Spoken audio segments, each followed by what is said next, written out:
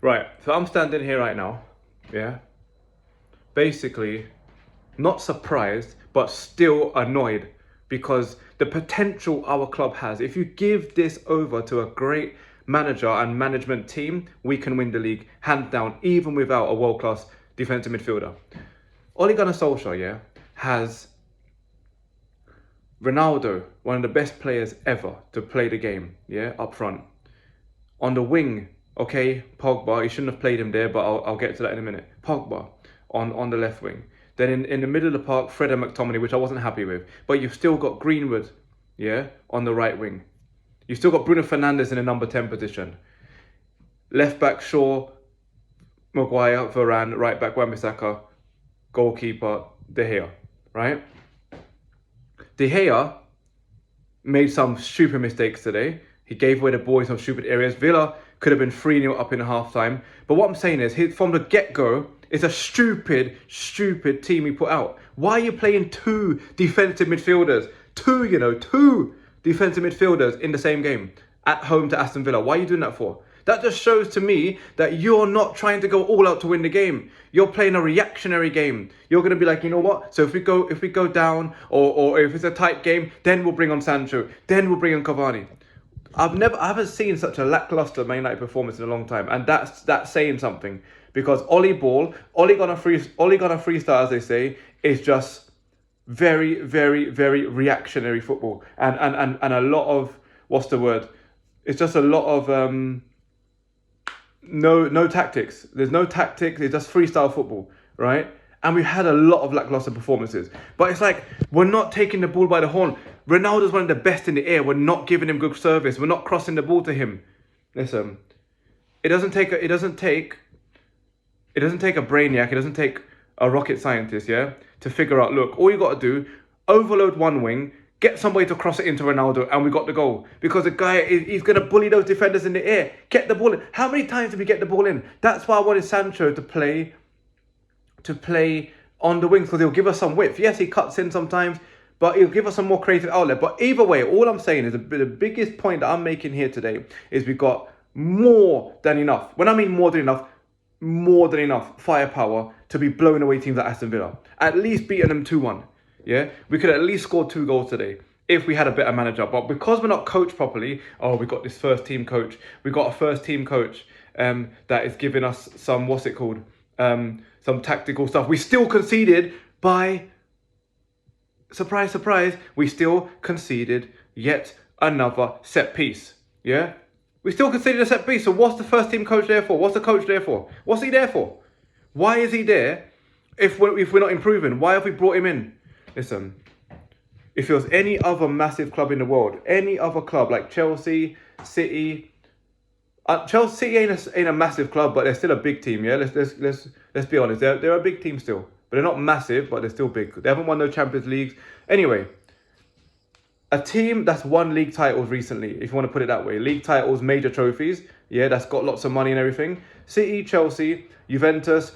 Give me some other. Real Madrid, Barca. They would not tolerate this coach. They'll be like, just get this guy out. You got Ronaldo. Huh? You got Greenwood, you got Sancho, you got Pogba, you got Bruno, right? You got all these players. You even got Varane in. You got all these players, and you can't even beat Aston Villa at home. And it's not like we can't beat them after giving them everything. We struggled as well. We were struggling to create anything. We played good in spells of the game. But overall, it was a terrible performance. Absolutely rubbish performance. It's like we didn't even have our shooting boots on today. Because I'll give Aston Villa, fair play to Aston Villa. They did get their bodies on the line and block a lot of balls, but we should have been more intelligent. Know they're going to come rushing in, and then just go one way, then go the next way. Pogba's finishing was absolutely terrible today, but I'm not singling out Pogba. Greenwood could have done better with a lot of his chances. He was rushing it a bit too much. He wasn't composed enough. Ronaldo, I can't fault Ronaldo because the guy was feeding off scraps, literally. So that's what happens as well when you don't have a well-coached team, and when you have two defensive midfielders in the middle of the park. You're always taking away an attacking threat, because McTominay and Fred do nothing. What do? I just want to know what they do, yeah? Okay, they break up a bit of the play sometimes, but they take too long to get the balls into the dangerous areas. When it gets there, it just stays there. They need to keep that ball moving. That was another big problem today. We didn't move the ball quick enough. And when we were in transition, on the break, we didn't get it to the wide areas and we didn't hurt Aston Villa enough. They knew exactly what we were going to do. That's why Emilio Martinez came out of his blocks, came out of the penalty area so quickly, because he knew once there's a counter, the ball's going to come on top eventually. It's going to go out wide, it's going to come back on top. Listen, we just got to expect more of these shocking results once Ole Gunnar Solskjaer's in charge. People saying, oh, he's the right manager. Look how long it took for Fergie. Look how long it took for Fergie to start winning trophies with United. Ferguson, I keep telling people, Sir Alex Ferguson won multiple leagues, won multiple European titles with Aberdeen. He beat Real Madrid in the final of a Super Cup, I think, or Cup Winners' Cup. He beat the Giants with Aberdeen. The last time a team other than Rangers and Celtic won the Scottish League, the first division in Scotland, the biggest league in Scotland. The last time a team did that was Sir Alex Ferguson's team in 1985 or something like that. Yeah, that's the last time. That says everything you want to know about Sir Alex Ferguson. So the guy had pedigree. Yeah, he deserved to be at Manchester United, but he had to take down Liverpool. He had Liverpool to take down, and Liverpool was a dominant force for over 20 years, or around 20 years, right? But this Ole Gunnar Solskjaer, there's so many times this guy was supposed to be fired. Today he could have even got away scot-free today with that if we scored that penalty. But I'm kind of glad, in a sense, that we lost. I'm in a little sense. I'd never like to see my team lose. I never like to see Manchester United, my beloved club. I never like to see us lose.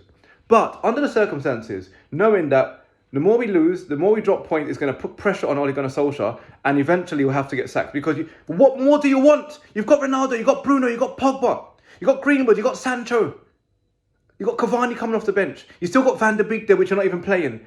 What more do you want? Okay, a defensive midfielder, but that's not...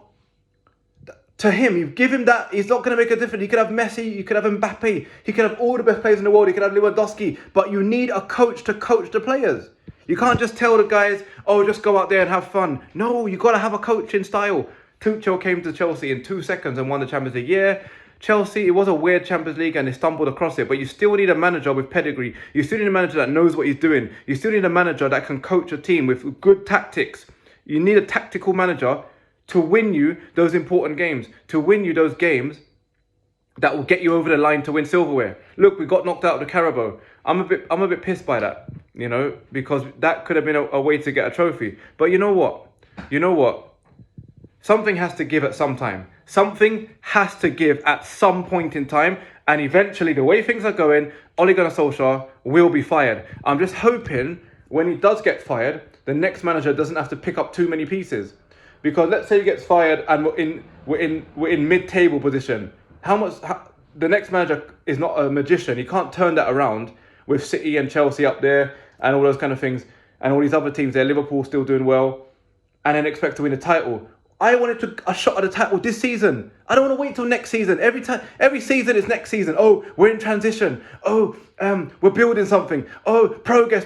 What progress? We're still playing the same kind of football that he played when he got his permanent job.